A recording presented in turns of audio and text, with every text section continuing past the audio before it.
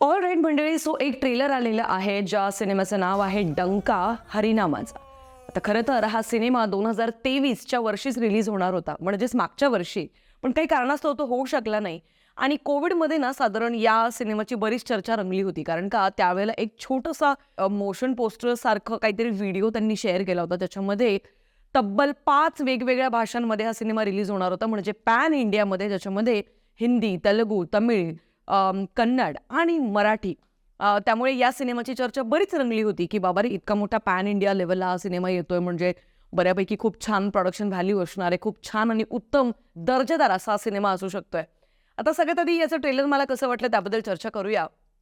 ट्रेलरवरनं आपल्याला कळतं की कास्टिंग मध्ये आपल्याला अविनाश नारकर दिसतायत, अनिकेत विश्वासराव दिसतायत, किरण गायकवाड आहे, सयाजी शिंदे आहे आणि इतरही अनेक कलाकार आपल्याला दिसतायत. आणि सगळ्यात महत्त्वाचं म्हणजे या सिनेमाचा जो दिग्दर्शक आहे तो आहे श्रेयस जाधव. आता श्रेयस जाधव याची ओळख जर का करून द्यायची झाली तर हा एक मराठी रॅपर सुद्धा आहे आणि इथून मागे त्यांनी बरीच सुंदर सुंदर असे रॅप सॉंग्स बनवलेले आहेत. म्हणजे माझ्याशिवाय तरुणाईमध्ये फार जास्त तो सुप्रसिद्ध आहे त्याच्या रॅप सॉंग्समुळे सुद्धा. ज्याच्यामध्ये त्याची 2 ते 3 गाणी मी ऐकून आहे, म्हणजे त्यातल्या त्यात एक टाइमपासचं मी एक रॅप त्याचं गाणं ऐकलंय. त्याच्यानंतर आम्ही पुणेरी देवांनाही सोडवत नाही जगात भारी आमचे पुणे धोतरवाले, पगडीवाले, आम्ही पुणेरी. हे पण गाणं मी त्याचं ऐकलंय. आणि त्याच्यानंतर वीर मराठे स्वराज्याची रीत आम्ही वीर मराठे, विधीचे लिखित आम्ही वीर मराठे. मला असं वाटतं की तो एक उत्तम रॅपर आहे. आणि त्याच्या दिग्दर्शनाबद्दल जर का बोलायचं झालं तर इथून मागे त्याने बघतोस काय मुजरा कर, त्याच्यानंतर बस स्टॉप, ऑनलाईन, बिनलाईन, मी पण सचिन आणि फकाट हे सिनेमे त्याने काढलेले आहेत.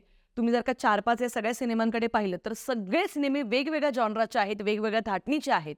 आणि त्याच्यामुळे मला असं वाटतं की एक उत्तम दिग्दर्शक म्हणून सुद्धा त्याच्याकडे नक्कीच आपण सगळ्यांनी पाहायला हवं. निर्माते आहेत रवींद्र फाड. आणि या सिनेमासाठी दोघंही जणांची जी एक्साइटमेंट आहे ती आपल्याला साधारण वर्षभरापूर्वीपासूनच पाहायला मिळत होती. त्यांच्या इंटरव्ह्यूजमध्ये बऱ्याच सगळ्या गोष्टी त्यांनी या सिनेमाबद्दल सांगितल्या होत्या, जिथे त्यांचं असं म्हणणं होतं की हा जो सिनेमा आहे हा खूप मोठ्या लेवलला त्यांनी बनवलेला आहे आणि ॲक्शन सुद्धा खूप जास्त वेगळं तुम्हाला दिसणार आहे. सगळ्यात महत्त्वाचं म्हणजे या सिनेमाची स्टोरी थोडी हटके आहे.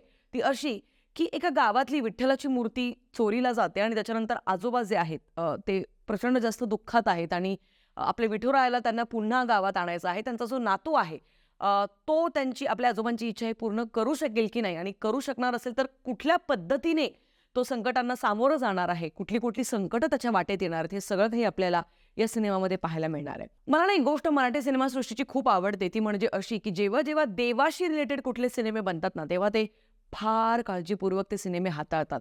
म्हणजे कुठेच देवाची विटंबना आपल्याला झालेली पाहायला मिळत नाही. युज्युअली बॉलिवूडमध्ये तुम्हाला सगळ्यांना माहिती आहे आपल्या हिंदू देवी दैवतांची कशी मस्करी केली जाते किंवा कशा पद्धतीने अँटी हिंदू सिनेमे बनवले जातात. पण त्यातल्या त्यात आपली मराठी सिनेमासृष्टी तेवढीशी अजून बाबा लिबरल झाली नाही. त्यासाठी त्यांचं जितकं कौतुक करावं तितकं कमी आहे. बाकी विठुरायाचे तर आपण सगळेजण बघत आहोतच. आणि त्याचबरोबर मला असं वाटतं की आता आषाढी एकादशी सुद्धा येतेच आहे. तर हा सिनेमा 19 जुलैला रिलीज होणार आहे आपल्या जवळच्या सिनेमागृहामध्ये. बघायला विसरू नका. डंका हरिनामाचा. मला त्याचा पोस्टर म्हणजे थंबनेल जे आहे ते जाम आवडलं राव. आणि एक मला ट्रेलर पाहिल्यानंतर 2-3 थोड्या तक्रारी पण होत्या, पण त्याबद्दल आता मला नाही वार्चता करायची आहे.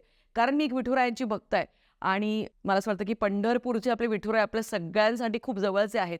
विठुरायांवरती ऑलरेडी सिनेमे बनवलेले आहेत रितेश देशमुख यांनी सुद्धा. पण हा सिनेमा आता नक्की कसा बनलेला आहे आणि आपल्या सगळ्यांना तो कितपत आवडणार आहे हे बघायला 19 जुलैला आपल्याला जावं लागणार आहे सिनेमागृहात. बाकी त्याचाही रिव्ह्यू लवकरच येईल. त्यासाठी स्टे ट्यून आणि भेटूया पुढच्या व्हिडिओमध्ये. तोपर्यंत प्लीज काळजी घ्या. Peace out. But